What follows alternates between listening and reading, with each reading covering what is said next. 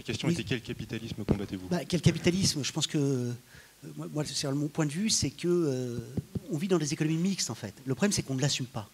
Ce qui est valable pour la France est valable pour les États-Unis.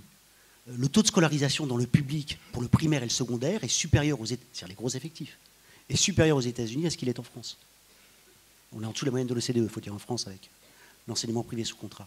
Donc l'État social, c'est-à-dire les services publics, la protection sociale, la régulation des rapports de travail avec le droit du travail, les politiques économiques, dans un sens keynésien, tout ça, ça existe en fait dans tous les pays du monde.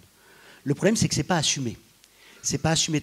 On n'a pas pensé en fait cette révolution qui s'est déroulée durant tout le XXe siècle. Et donc l'enjeu, de mon point de vue, maintenant on a la preuve depuis 2008, ce qu'on racontait en solo, si je puis dire, en chambre.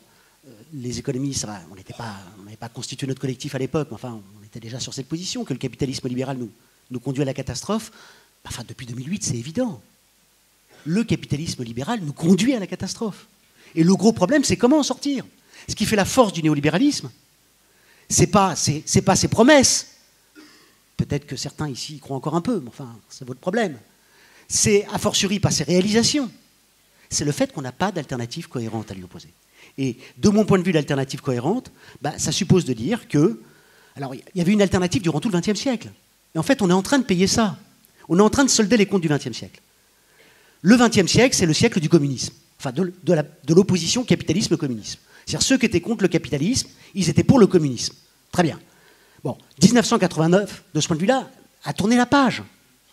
A tourné la page, et on est encore... Le problème, c'est que cette page n'est pas complètement tournée. Et le point de vue que je soutiens, c'est qu'en fait, l'alternative, elle est, comme Marx en avait une intuition, mais sur un autre registre, quelque part. Elle est déjà là, sous nos yeux. Il y a des pans entiers d'activités qui échappent au capital, parce que c'est bon pour la société. Et ça ne veut pas dire qu'il faut supprimer l'initiative privée, bien entendu. Par contre, il faut l'initiative privée, le capitalisme libéral, donc c'est ce modèle-là qu'il faut remettre en cause, qui a réemporté la mise à partir du début des années 80, qui a mis en œuvre son offensive. Bon, plus de 30 ans plus tard, on s'aperçoit de son bilan proprement calamiteux. Et ce qui est valable, de façon générale, est valable pour l'entreprise, je termine là-dessus. Il y a différentes formes d'organisation des entreprises. Ce qu'on regroupe derrière capitalisme, on parlera peut-être de la crise de la zone euro, du fait que l'Allemagne a une politique macroéconomique absolument scandaleuse depuis des années qui explique le fait que la zone euro est dans une situation absolument terrible. Bon, donc l'austérité salariale, etc. Mais enfin, il y a un bon côté du modèle allemand.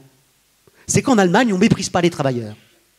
En Allemagne, les travailleurs, y compris manuels, en France, on est le seul pays au monde où si on n'est pas cadre, on ne peut pas être fier de son métier. On est une... Vous voyez ce que je veux dire? Et si on n'a pas le bac S, on est une...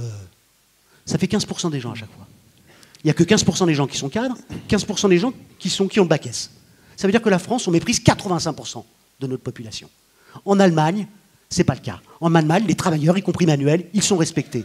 Et donc il y a un modèle d'entreprise, qui est un modèle partenarial, ça c'est le bon côté du modèle allemand, qui est totalement opposé au modèle anglo-saxon qui malheureusement s'est imposé en France ces dernières années.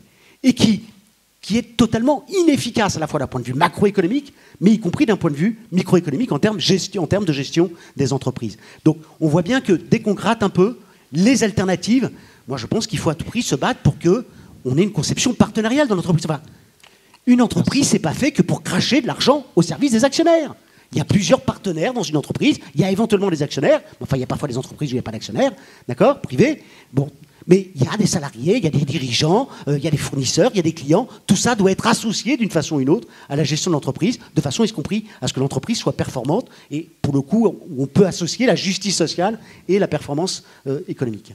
Merci beaucoup, Monsieur Rameau. Alors,